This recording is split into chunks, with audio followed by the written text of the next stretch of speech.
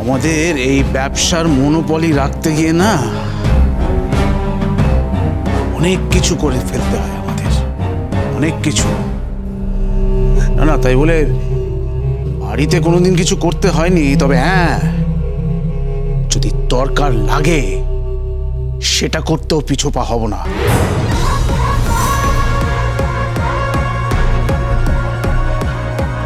Threat করছেন?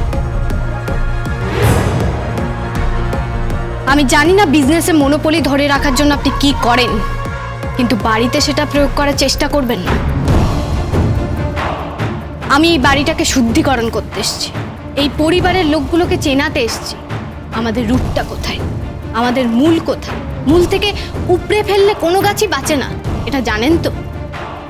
ঠিক তেমনই কোনো মানুষও বাঁচতে পারে না অক্সিজেনের অভাব ঘটলে।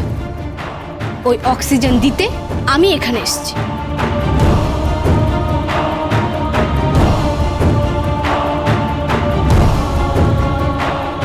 যাই হোক, একটু পরে আপনাদের খাবার দেব, কুমড়োর ছক্কা দিয়ে লুচি কিংবা পরোটা। কি আমি লুচি বানাবো?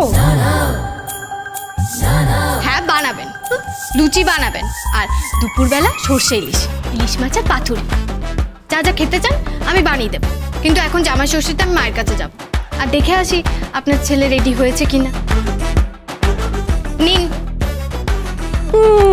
নিন।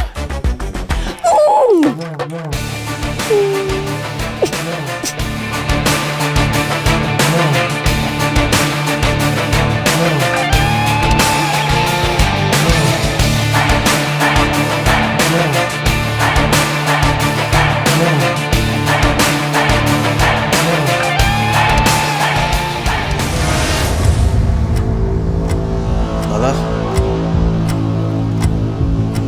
এসব তুই কি করছিস? এই মেয়েটাকে তুই এত পাওয়ার দিয়ে দিচ্ছিস? আরে ও তো সবকিছু গন্ডগোল পাকিয়ে দিচ্ছে এখানে। আজকে রাত্রে একটা ককটেল পার্টি আছে, ও যদি কোনো সিন ক্রিয়েট করে।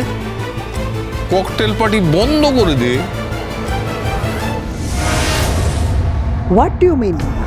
তুমি বলছো ককটেল পার্টি হবে না? আমার কত গেস্ট আসবে তুমি জানো? ওরা কারা? কত বড় বড় কোম্পানির ডিরেক্টর, চেয়ারম্যান, কত সেলিব্রিটি আসবে, আর ককটেল পার্টি হবে না তুমি বলছো? আর এই মেয়েটা যদি কিছু করে লোকে কি ভাববে? দেখো, লোকে কি বলবে আমি জানি না, তো আমি খুব খুশি।